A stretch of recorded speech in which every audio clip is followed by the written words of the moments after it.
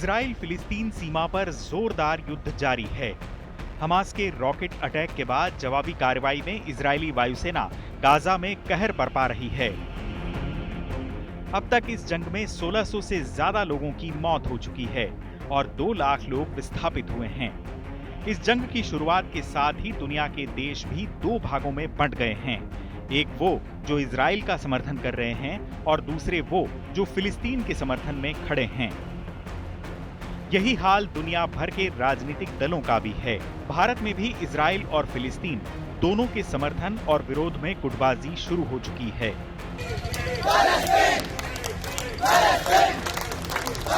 ऐसे में सवाल यह है कि क्या इजराइल और फिलिस्तीन के बीच छिड़ी इस जंग का असर भारत के चुनावों पर पड़ेगा?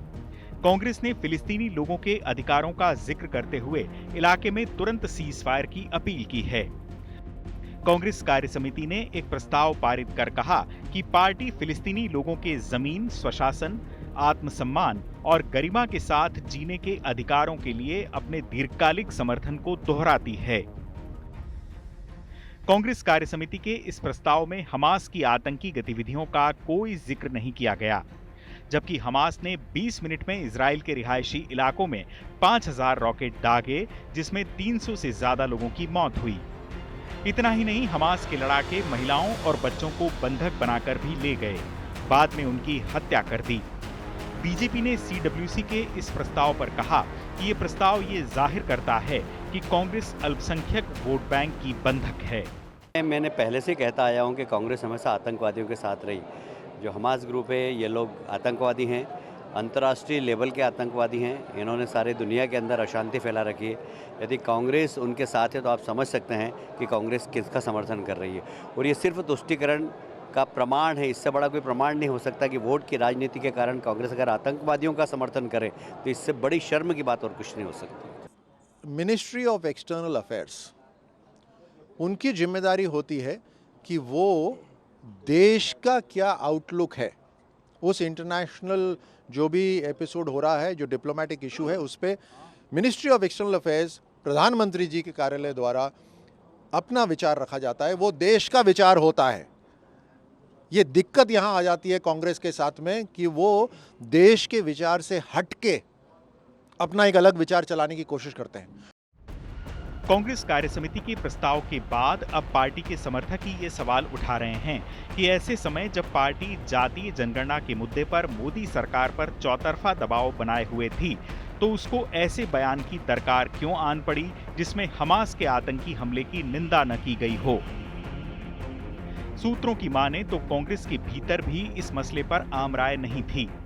कांग्रेस को लगा कि इजराइल को छोड़ फिलिस्तीन का समर्थन करते हैं तो बीजेपी इस मुद्दे को लपक सकती है, जो कांग्रेस के लिए ठीक नहीं होगा।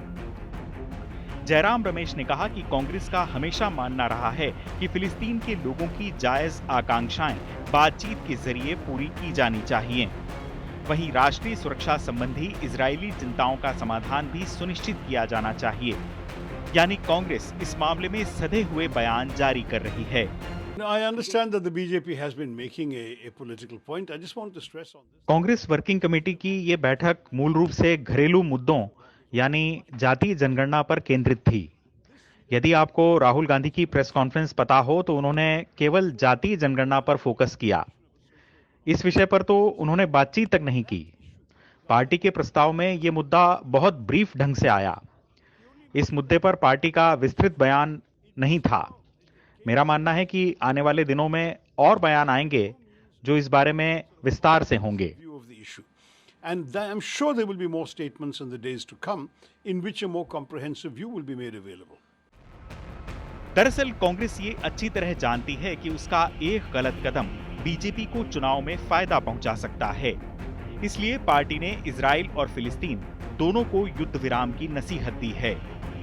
कांग्रेस जानती है कि अगर वो पूरी तरह फिलिस्तीनी पक्ष के साथ खड़ी दिखेगी तो पार्टी को चुनाव में इसका नुकसान भी उठाना पड़ सकता है। कांग्रेस के उलट भारत सरकार और प्रधानमंत्री मोदी ने आतंकवाद की निंदा करते हुए कहा कि भारत इस घड़ी में इजरायलियों के साथ खड़ा है। हालांकि कांग्रेस नेता मोदी सरकार के इस रवैये पर भी सवाल उठा रहे हैं। उनका मानना है कि सरकार के इजराइल के पक्ष में खड़ा होने से अरब देशों से संबंध खराब हो सकते हैं। फॉरेन पॉलिसी जो विदेश नीति है वो गलत नीति है। इसराइल को सपोर्ट करेंगे तो हमारे जो रिश्ते गल्फ कंट्रीज से हैं वो ख़राब हो सकते हैं।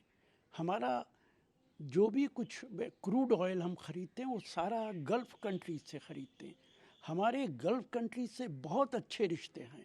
मुझे नहीं मालूम कि भारत सरकार की क्या मजबूरी है कि आज इस युद्ध के अंदर वो एक कंट्री का साथ दे रही है। दरअसल चुनावी मौसम में कांग्रेस की नजर अपने खोए हुए वोट बैंक को वापस हासिल करने पर है। फिलिस्तीन का मुद्दा दुनिया भर के मुसलमानों के लिए भावनात्मक रहा है। अल अक्सा मस्जिद से भारत के मुसलमानों की भावनाएं भी जुड़ी हुई हैं। कांग्रेस इस मुद्दे पर फिलिस्तीन के खिलाफ जाकर मुसलमानों के गुस्से का शिकार नहीं होना चाहती। ऐसे में सवाल यह है कि क्या ये मुद्दा आने वाले चुनावों की राजनीतिक बिसात पर असर डाल सकता है। बीजेपी इस युद्ध की शुरुआत के साथ ही कांग्रेस पर हमलावर है। पार्टी ने इजराइल पर हुए आतंकवादी हमले के ठीक बाद एक वीडियो जारी किया। इस वीडियो में बीजेपी ने कहा कि इजराइल ने जो झेला वो भारत ने 2004 से 2014 के बीच झेला। पार्टी ने यूपीए सरकार के दौर में हुए आतंकी हमलों की सूची जारी करते हुए इस वक्त को कभी न भूलने की अपील की। पार्टी ने इसके बाद एक और वीडियो जारी किया जिसमें ये सवाल उठाया कि 26/11 के मुंबई हमले के बाद कांग्रेस के नेतृत्व वाली यूपीए सरकार ने हमले का क्या जवाब दिया। यानी बीजेपी इजराइल मामले में कांग्रेस के पसोपेश को लपकने के मूड में है।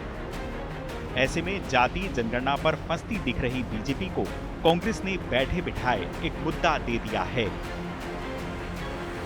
चुनाव आज तक।